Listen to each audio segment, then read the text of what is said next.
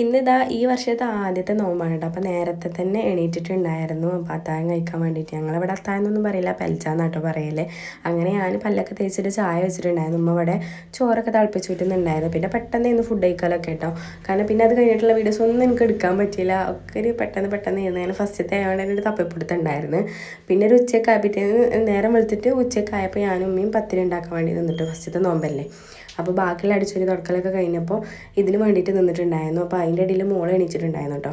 പത്തിരി പരത്തലും ചുടലൊക്കെ കഴിഞ്ഞിട്ടുണ്ടായിരുന്നു. അത് കഴിഞ്ഞിട്ട് ഞാൻ സമൂസ ഉണ്ടാക്കാനുള്ളതൊക്കെ റെഡിയാക്കാം കേട്ടോ. അപ്പോൾ പട്ടാണിക്കടലയും ഉരുളൻകിഴങ്ങും വേവിക്കാൻ വെച്ചിട്ടുണ്ടായിരുന്നു. പിന്നെ വെജിറ്റബിൾസൊക്കെ അരിഞ്ഞിച്ചിട്ടുണ്ടായിരുന്നു.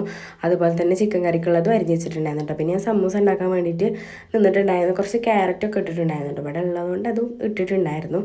അങ്ങനെ ഞാൻ മസാലയൊക്കെ ഉണ്ടാക്കി റെഡിയാക്കി വെച്ചിട്ടുണ്ടായിരുന്നു. പിന്നെ അമ്മ ഇവിടെ പാത്രങ്ങൾ കഴുകുന്നുണ്ട്. ചോറൊക്കെ അടുപ്പത്ത് വെച്ചിട്ടുണ്ട് കേട്ടോ. പെലച്ചക്ക് കഴിക്കാൻ, രാത്രി കഴിക്കാനുള്ളതൊക്കെ. അപ്പോൾ ഞാനിവിടെ വേണ്ട സാധനങ്ങളൊക്കെ ഫ്രിഡ്ജിൽ നിന്ന് എടുത്ത് വെച്ചിട്ടുണ്ടായിരുന്നു.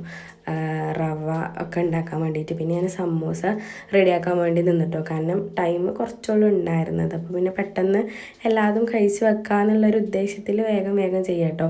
സംഭവം ഈ സമൂസ ഉണ്ടാക്കി നോമ്പൊക്കെ തുറന്ന് കഴിച്ചപ്പോഴാണ് മനസ്സിലായത് ഇതിൽ കുറച്ച് അധികം ഉപ്പ് കൂടിയിട്ടുണ്ടായിരുന്നു കേട്ടോ. ഞാൻ ഉപ്പ് പാകം ഇരുന്ന് ഇട്ടി തന്നെ, ഉപ്പില്ലെങ്കിലോ എന്ന് വിചാരിച്ചിട്ട് വീണ്ടും ഉപ്പിട്ടതായിരുന്നു. അത് കുറച്ച് കൂടിപ്പോയി. സാരമില്ല, അടുത്ത ടൈം റെഡിയാക്കാം.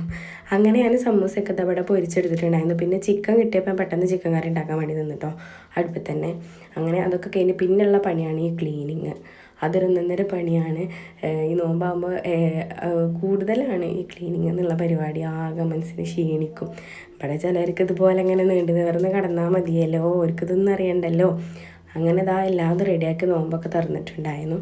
ഫ്രൂട്ട്സും പിന്നെന്താ നാരങ്ങ വെള്ളം, തരിയും ഒക്കെ റെഡിയാക്കി വെച്ചിട്ടുണ്ടായിരുന്നു. അപ്പോൾ ബാങ്ക് കൊടുക്കാനുള്ള ഏറെക്കുറെ ഒരു ടൈമൊക്കെ ആയിട്ടുണ്ടായിരുന്നു.